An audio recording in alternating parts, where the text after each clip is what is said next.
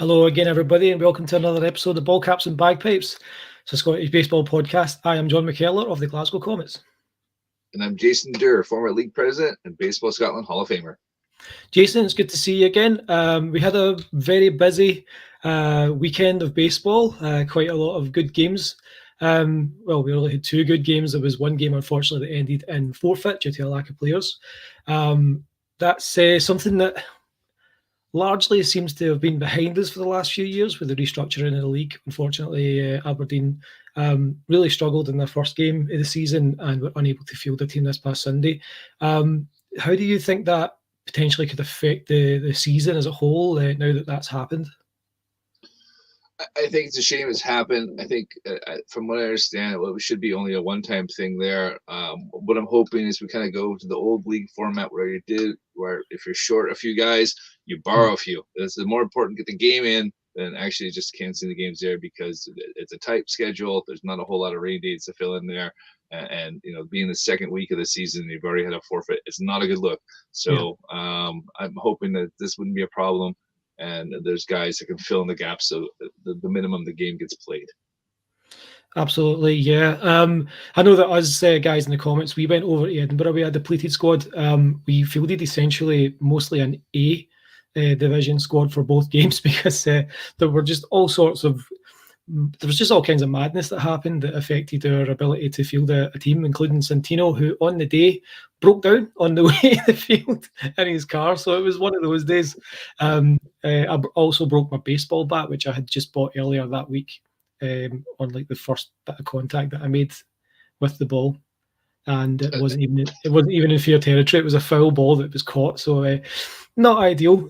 Let's jump into a wee bit more detail on week 2 and recap the second week of fixtures. However, before we do, let's first off announce who the guest is going to be tonight. We're going to be joined again by the 2-0 Tayport Breakers manager, Jason West. In just a bit, he's waiting to come in, and once we're done with the week 2 recap, we will talk to him about their electric start to this season. Let's get into the scores from this past Sunday. Jason, the Baseball Scotland scores in the A division is just the one game. The Edinburgh Knights played their first ever ball game and defeated their Comets by a final score of 7-6. I thought the first game was a good game. It was a tight game. It was a well-played game considering it was single A level. I know you popped along for a wee bit of it. How did it look from back behind the backstop? So I was a little bit surprised. I thought it was a San Diego Knights with all the brown and yellow they were sporting that day. But I'm looking forward to seeing their uniforms. They gave me a little kind of sneak peek, told me what it's supposed to look like. Obviously, guy came down there and saw you get sawed off on the inside pitch and that bat fly into about 1 million pieces. But otherwise, it looked good. There was some solid baseball there. It was nice to see that guys were throwing strikes on the mound. There wasn't too many walks. Balls were being put in play. And generally, a good level of baseball for the game. I was impressed. Yeah, it was a fun game to play in. Nick Roberts, I want to give a shout out to him, one of my single A Comets teammates. He made his first ever start as a pitcher, pitched the whole game, pitched pretty well. I mean, to give up only 7 runs in your very first time pitching under any circumstances is quite something, even if it's in a single A game that's got a 2-hour time limit. Nick really stepped up when we were down a lot of players, and I think that a big shout out has to go out to him. The Cannons bats are as we'll see in a bit, like both games they were hitting the ball, and they were hitting the ball high, they were hitting the ball hard, and they were hitting the ball far. They just seem like I'm reminded of last season ahead of the 2021 season, and Rory was talking to us and he was telling us how excited he was about the bats that he had in his lineup. Obviously, for the first few weeks of last season in particular, that didn't really click as he had hoped it would. I think that this year they have managed to find that formula and click right out of the gate. I don't know if you got that same impression. Yeah, I was surprised. I mean, the guys didn't had little training in this offseason there, and the way they were swinging the bat, I was really impressed with the way they were making contact there. So I think it just carried over from last season, and it was a strong start for them. Absolutely, yeah. In the AAA game, the Cannons shelled the Comets. Final score was 19-3.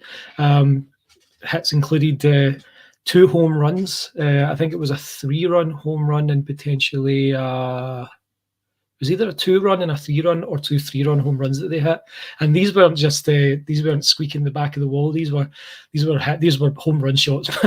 It was just a great game to play in from the standpoint of like watching talent. It wasn't a good game to play in terms of playing against the Cannons on that day, because they ran into a good run of form.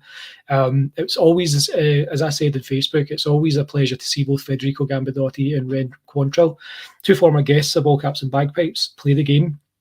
And yeah, it was a good game to be involved in from a neutral standpoint, I guess. If someone was watching the Cannons from afar, they would have been treated to a bit of an offensive showcase. One pretty scary moment that happened in the Cannons and Comets game was a collision between Roberto Carlos of the Glasgow Comets and Ren Quantrill. There was a play where Ren kind of tried to slide into second base. I think he caught his foot on the grass, because obviously at this time of year, the Edinburgh grass, it's not particularly soft. It can be quite a hard surface at this time of year in particular. He sort of got caught and sort of launched with his face first into Roberto's knee, and there was a big cut across the bridge of his nose. At first, I was in right field at the time. When I first saw it, I thought that was a really bad collision and there could potentially be concussions involved, but very fortunately, neither was very seriously harmed. And Ren, being the athletic specimen that he is, was up and about coaching third moments later. Just a tough guy and a pleasure to watch play the game. So I was glad to see that he was okay. So you never said who hit home runs? I think it was Rory hit one of them, which I know that he would want us to say. And I don't think I caught who hit the other. I don't know if you were made aware of it. I just know there was 2 home runs, and I think that was Rory's first career home run. You're kidding me? Wow! No, we were there for a bit of history then as well. Quite a day at the ballpark. There were 2 broken Comets bats, a broken face, and a broken schneid as Rory gets his first home run. Yeah, I think the first one out of the park for him. I'm sure he's hit a couple in the park with those when he used to have those legs. The speed's not quite there the way it used to be, but I think that's his first one. Oh, and Paul has commented and said that Miguel Del Rosio hit the other one. So Miguel Del Rosario hit the other home run. Thank you so much, Paul Convoy. Yeah, that was a fascinating game of baseball. From my standpoint, I mean, I started the game at catcher, just to give you an idea of just how mental the lineup was for the Comets. I started at catcher. Albert was on the mound. However, he couldn't find his arm, so he ended up switching out with me, and he caught the remainder of the game, and I moved out to right field. Danny Quinn pitched quite a bit of the game and pitched really well. After Danny came in, he sort of righted the ship a bit. But by the end of the first inning, the Cannons were up by 10. And it was always going to be a rough day at the park when we lost Santino after losing a couple of other guys. Louis wasn't able to make it.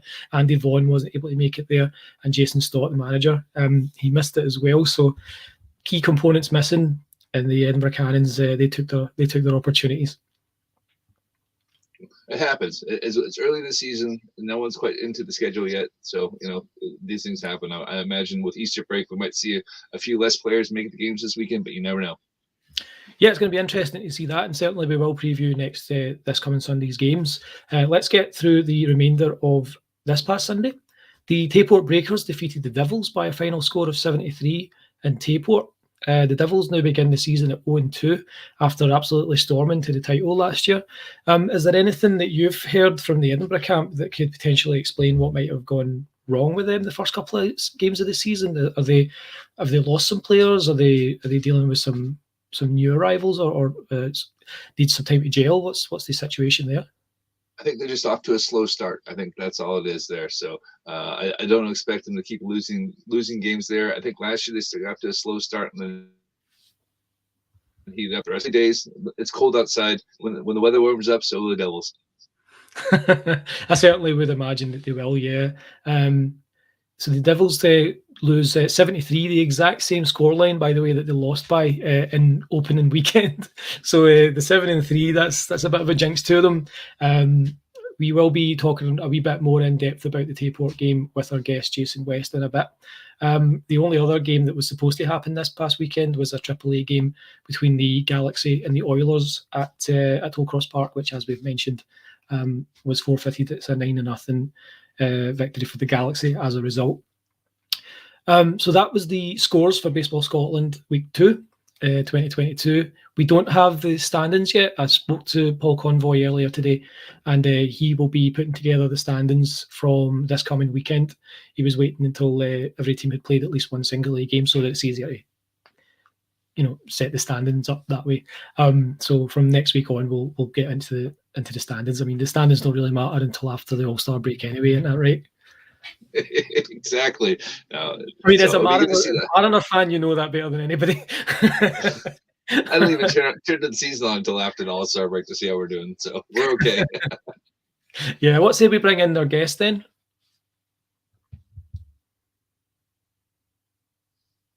You get him?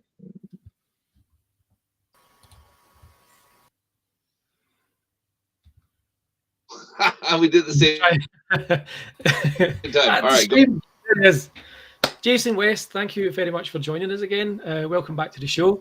As we've mentioned on the show already, we are going to talk about the Teapot Breakers and their excellent start to the 2022 season. How are you doing, first off? Yeah, doing great, guys. Thanks a lot for having me back on. It's great to have you, like I say, man. Let's get right in about it. What do you attribute the excellent start to? I mean, obviously, last season you guys struggled. You finally got that first win of the regular season on the last day of the year. You had a good run in the Caledonia Cup. You've managed to keep that momentum and build on it even more. You opened up opening day 15-0. It's a massive scoreline and in a AAA game at this point. What is it you attribute that success to so far? Well, I think just as you said, I mean, it took us a while to really find a stride at the end of last year. But then, again, hats off to all players because, at the end of the season, it was like, it didn't feel like that long of a gap this year because people were kind of right back in it, working on their own games behind the scenes. We had some indoor sessions and things like that. People working on, basic fundamentals and things. So people were really geared up for it. And of course, slightly earlier start this year than in recent years, because of COVID and everything. So, I think that really kind of helped us to keep a little bit of that momentum. And, certainly being able to go in and have a little bit better idea of where people were going to be playing. And, some of those guys that had maybe only been with us a year, that might have been their first time ever playing baseball last year, now after our last season's, sort of trial by fire, as it were, these guys are not, timid about getting up there and really giving it their all and giving it their best shot. So, a lot of those kind of early days mistakes, we can minimize those a little bit faster than maybe we could this time last year. So we can cut down on the errors and the throwaways and things like that. And I think that probably gives you your answer there. It's one thing to get down on the score or lose to a great team, but when you're also, shooting yourself in the foot, so to speak, then that can be the game killer, which was kind of our issue at the beginning of last year. But this year, we seem to have found our way around those problems. And so, all the credit for that goes to the players and coaches, because they just keep on driving, keep working. Now, one player in particular who showed up toward the end of last season and has managed to make it so far in the early stages of 2022 would be Shenyang Lee. He has always been a really good pitcher in the time that I've been in the league. I've faced him a few times, and he's always been kind of one of the top guys on the mound. What has he brought to the club? And do you expect to lean on him quite heavily as we go through 2022? Yeah, I mean, he's kind of been our go-to pitcher, obviously, so far this year. But we do have, other pitchers in the bullpen, as it were, as well. Just kind of depending on a per game basis. I think I think once we've seen a little bit more from other teams, and maybe we'll know, kind of what we need to do there. We'll see, whether we try to mix it up a little bit on the mound, because we do have some other talent there. But Shenyang has definitely kind of continued on, again, just like what he did for us last year. He's great on the mound. He's got a lot of poise up there. But the big thing that he does for us too is that he allows our other players to play in their preferred and primary positions. As what most teams are always going to struggle with, from a week to week perspective. Anytime you've got adults who have adult lives and professions and families and stuff like that, from week to week you're going to have different people missing and different slots that you got to fill, and you're going to have to come up with a different look. And so being able to provide us with a little bit more flexibility there, it's a game changer. So. Now, obviously, you've mentioned what he does on the field, and you've mentioned the impact he has on other players in terms of positions. What does his experience also bring to the back end of it? Is he been particularly involved in training, or have you been relying more on your other kind of coaching staff, as it were, to bring the players up to speed for the 2022 season? Well, that's the thing is we do have a lot of players with a lot of different levels of experience, and like when we first started out, again, there wasn't that many of us that had a lot of experience with coaching in baseball specifically. And so as we've kind of grown and new players have added into the team, everybody kind of brings in their own little bit, of knowledge there, so, kind of differs from training to training. I mean, we may have, Marina might be doing some infield drills for us. Ryan might be running something with the guys out in the outfield. It just depends on, who's there on the day really, and kind of, what we decide that we need to work on that week, usually based on what we screwed up the week before. So it's just kind of a play it as it lies, and make adjustments as you go. Cause, I think one of the biggest challenges that all the teams are going to see this season, obviously, is that 16 games is a lot longer than 10, as chuffed as we are, to start off 2-0, 2-0 in a 16 game season is near a big a deal as 2-0 in a 10 game season. So, there's still a lot of baseball left to play. And so, we're trying to keep everybody healthy and keep trying to make adjustments week to week and find out what our best team looks like. So what's your process in doing that? Do you guys just do like a training every week, where you kind of go over anything that's happened at the previous game, or do you have chats with people through the week leading up to training about what you're going to get into? Yeah, I mean, there's always chat. Usually starting with who's available, and for both training and the game. One thing I think that's kept us strong, towards the end of last year, and it's even more so this year, that we've got, some new acquisitions as well, on both the triple and the single A side, is that, it's not just the guys that are there as your starting nine. I mean, we've got quality players that are there chomping at the bit, waiting for their shot. And, those guys are not sleeping either. I mean, they're out there, trying to make it to as many trainings as they can and doing everything that they can, because they know that, eventually it's Scottish baseball. I mean, like we said earlier, there's going to be games where, you're missing starters for whatever reason. And, it's not really the case with us anymore that when that person misses time, that they're guaranteed their spot's going to be there when they get back, because we got other guys that are, just as talented and that are grinding just as hard, to make it happen. So, but I think that kind of, we were actually talking about it this week, that 10th man mentality of, really, really pushing the players in front of you, really helps the team overall, I think.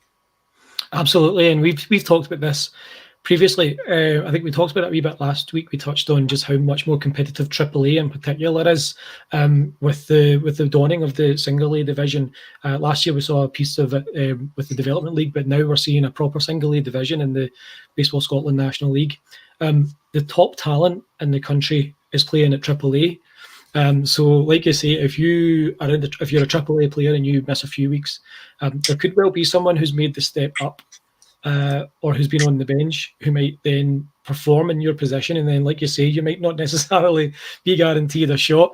How do you, in a hypothetical scenario, how do you envision yourself approaching those conversations? Because obviously there will be some, like you've mentioned, there are varying different degrees of experience in Scottish baseball. You might have an American guy who's played the game for 20 years or so, going back to his childhood, who might quite rightly kind of assume that he is more or less guaranteed a lot of playing time because of his experience and ability. There might be someone who's only got maybe a year or two experience who then fills in for that person when he or she is out, does really well.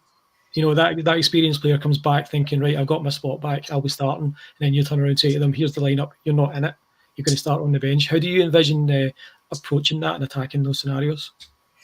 Well, that's the thing, man, is like, and we were pretty open with people about that from the beginning, even when we first started in 2019, you know, like we didn't start this team, you know, to have people to go out for beers with, you know. I mean, like we have an objective and we're going to do everything that we can to get that objective. You know, that being said, like everybody has kind of embraced that. I think, you know, just the, everybody knows the score, you know what I mean? As far as, you know, like who's going to get up there, and I'll say that definitely extends to, you know, expats or maybe people with a little bit more experience from the game. You know, just because of your experience level, if somebody else has the hot hand and is looking like our best chance to get the win for that day, then that's who's going up there, you know? And I think when you start worrying about feelings, you know, and you know, this is I sound a lot like a manager now. When you start worrying about players' feelings, you start worrying about things that don't necessarily translate to a game. Now, that being said, you know, you want to reward those players that are really, you know, coming to training and grinding, you know, as far as giving them their shot when you can give it to them, you know.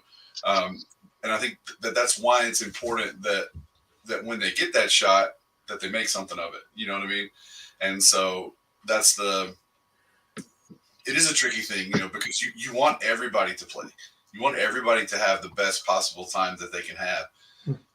You know, and so I think the key to that is being able to find the intrinsic reward in knowing that, you know, that your teammate who's out there who may be playing your position, you know, like I'm a first baseman. We got like 9 first basemen on our team now. It's like, you know, but like knowing that what you do in training and the fact that you're right there on their heels is pushing them to do the best that they can, that in a way, you know, sort of vicariously, you know, you're the lifeblood of that as well, you know. And I think once people realize that and they really take an investment in that, pushing it forward, then that's where you find the joy in the game is that you realize is that it is a team sport more than just the 9 who were standing on the field at the time. You know? I think teams that rely on just 9 people are going to fall short in the end, you know, because it's the people that you don't see. It's the people that are backing up and making sure that they're putting in the work. You know, that's who makes a championship team. That's an excellent point. And with that in mind, then you guys at the Breakers in Tayport, you have your single A team will have your first game of the season this coming week. Do you approach both divisions in a kind of holistic way, or is there a different process that you anticipate your single A coaching? Do you think that there'll be a different way of doing things in the single A games? Well, the single A, it has kind of it is a little bit different animal because you can, you know, play some people around. Certainly, it's a place for those people that I was mentioning earlier, to really show us maybe a little bit, even, without having to wait for someone to miss time. If somebody comes out of the gate in a single A game looking really, really strong, then we're really going to have to start making some hard decisions. Like, hey, man, this kid was smoking it up last week, and maybe we ought to give him a run up in the big game. But by the same token, we've got, for example, like we've got a couple of players that just came up from our youth program. Young guys that are coming in, they don't have a lot of experience at all, and it's still the area as far as Scottish baseball is concerned to get those guys the game time, and and to build on that experience. So yes, you're still trying to work as many people into the game as you can, but it is of a more competitive nature this year, I feel. And we haven't even played a single A game yet. But I feel like the lengthening of those games, and with the new structure of the single A format, I think that it has stepped up a notch in terms of its competitiveness. And so, yeah, I think it's a good bridge between, kind of last year where we were kind of testing the waters with the single A, and, still wanting it to be a learning opportunity, but also, wanting it to have that competitive element and prepare guys for the kind of competition that they're going to see when they do finally get up to the AAA. It's a proving ground, basically, isn't it? The single A division is a proving ground. If you want to play in single A and just have a kind of relaxed experience at baseball, then certainly you have the right and the opportunity to do that.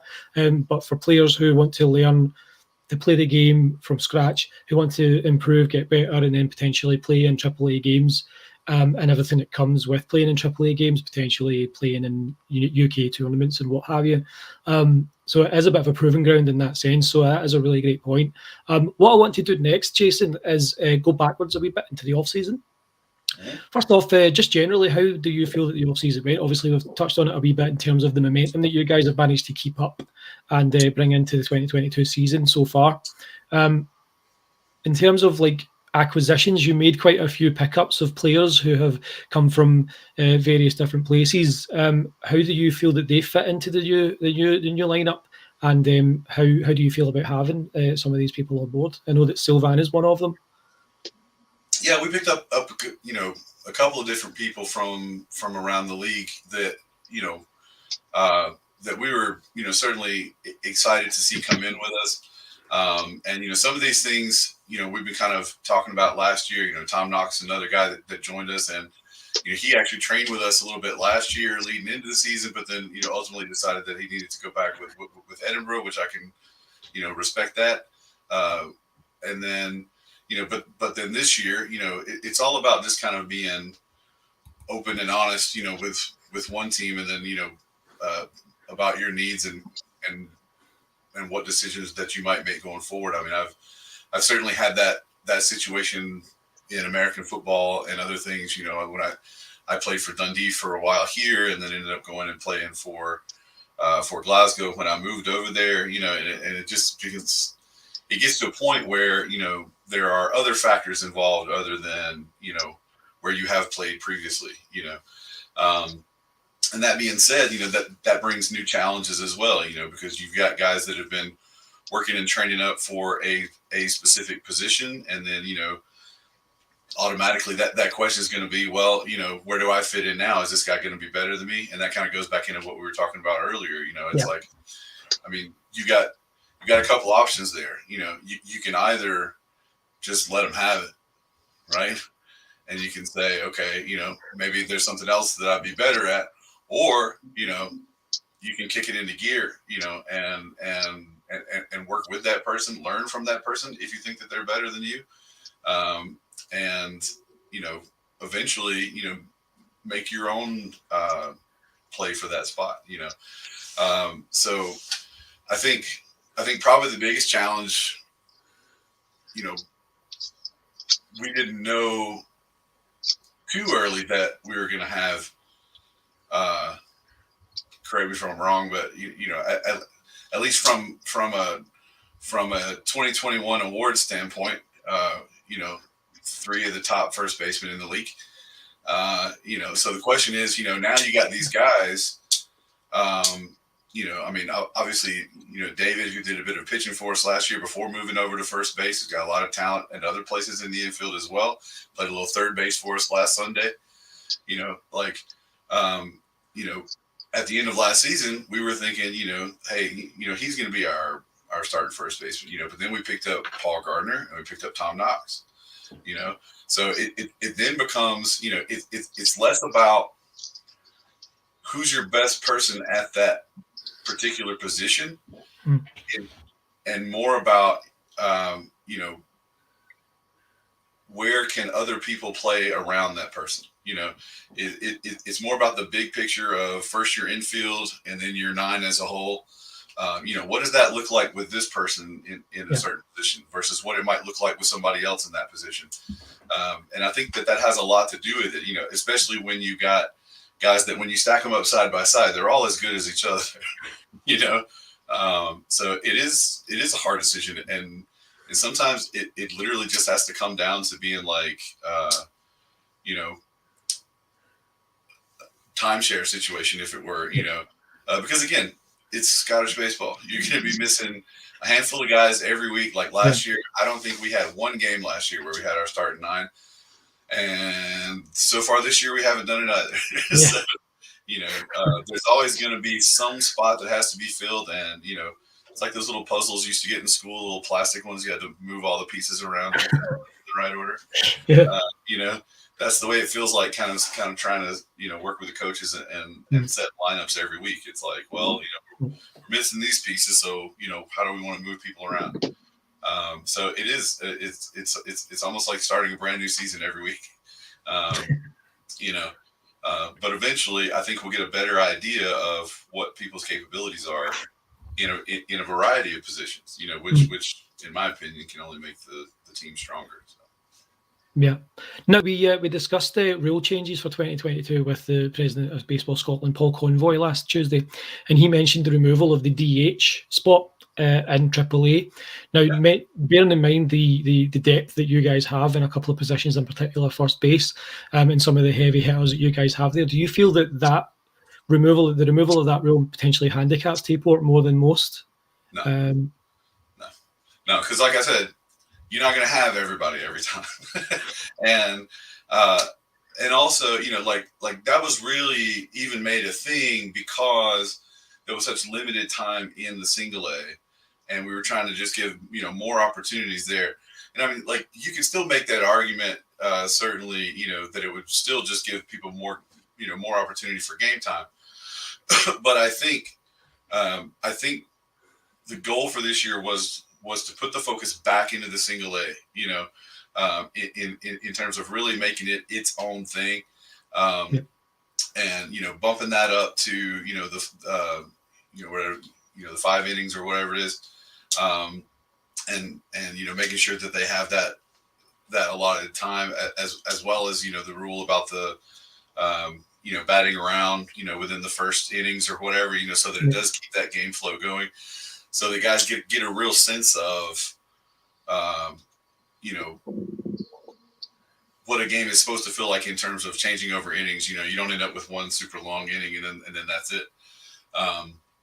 So losing the DH in AAA, I don't see it as being a problem.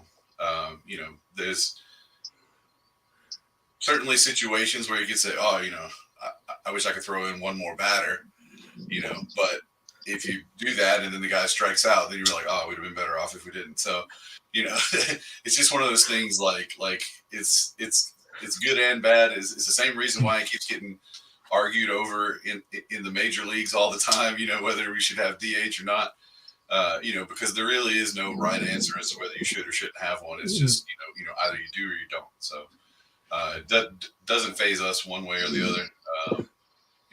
As long as it's the same rules for every team, we'll go with it. So. I mean, divvying out playing time at AAA level in Scotland almost feels like managing a bullpen in a way, doesn't it? Like you've got maybe 1 or 2 people that are really good at a position, so you want to give them as close to equal time as you can, with while also factoring in obviously both their form. If you have like maybe two triple A level guys who are at a potential position, and then you've got maybe one or two single A guys or girls that are making a noise in terms of through their performance and potentially knocking at the door. And then, like you say, one of them or both might miss a week or two, and then someone steps up, does really well, and then it's almost like you're trying to manage a separate bullpen almost with your infield and outfield players. This year in AAA, it makes for a much more strategic game at AAA level from a management standpoint, I can imagine. Yeah, again, I mean, it just depends on who you've got available that week and who you're facing. I think if you feel like you've got players that might benefit from having a hitting only position being available. Again, I'll single myself out there. My only chance at actually maybe one day creeping back into a AAA lineup might have been to throw out my batting, because I'm certainly not going to stand up to any of these guys playing first base. But so I've effectively taken away any possibility of me getting back in the game. But the which is probably for the best, to be honest.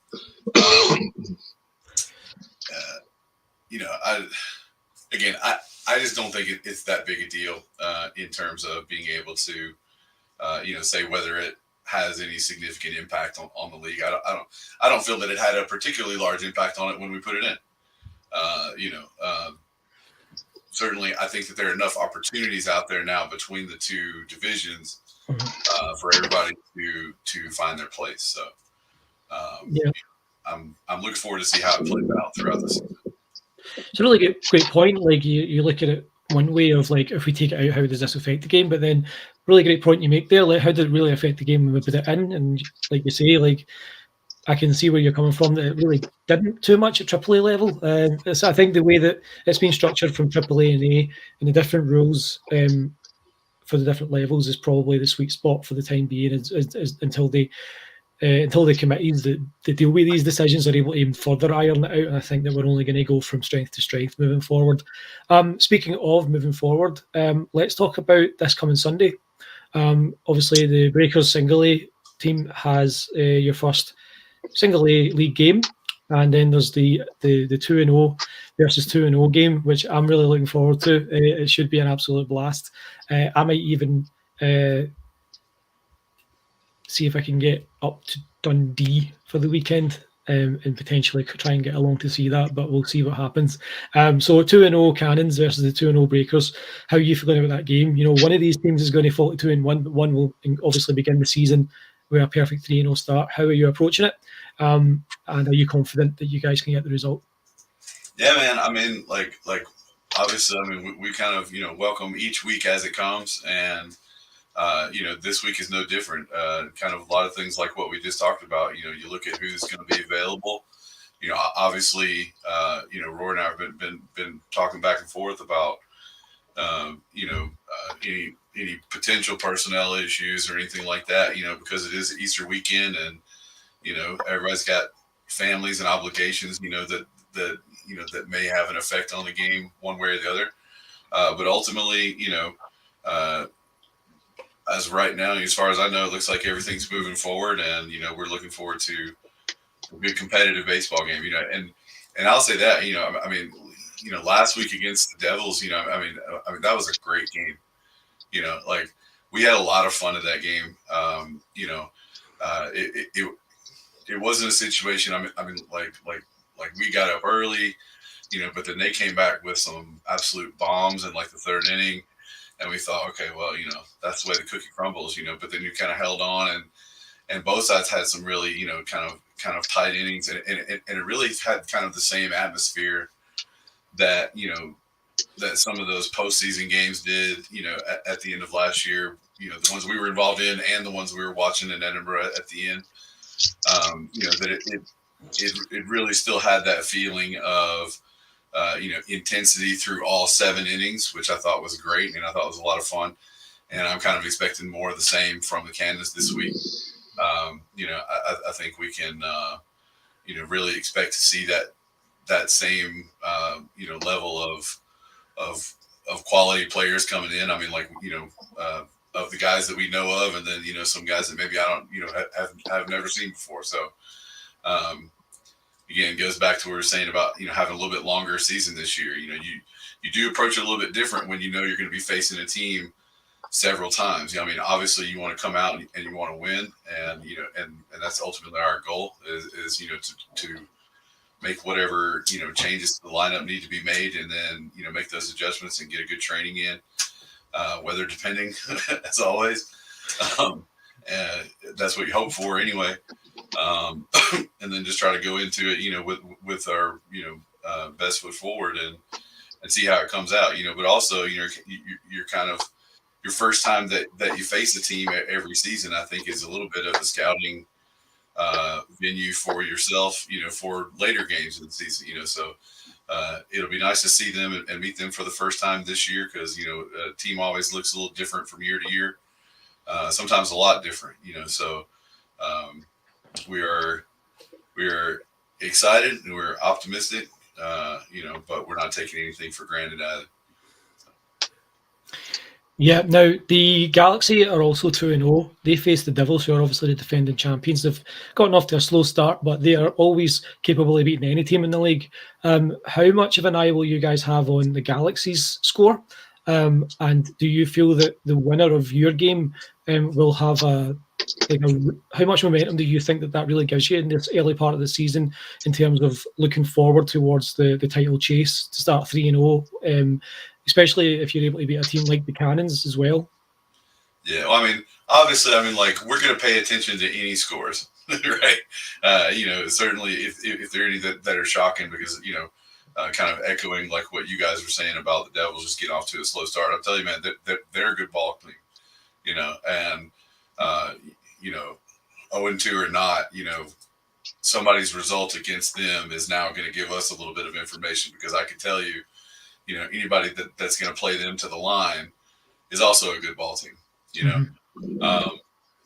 but as far as anybody, kind of building up ahead of steam early, I don't think it really amounts to much just yet. I mean, we're having a blast right now, and we're going to try and keep that train rolling as long as we can, with as few stumbles as we can, but as far as, we don't want to put the cart before the horse and start looking too far down the line, because then you end up stumbling over your own feet. So we're gonna just keep looking at it from a week-to-week perspective, I think, and I'd say that's probably what most teams are doing this time of year.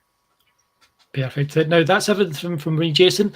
Jason, do you have anything you want to ask Jason or add before we allow him to go off?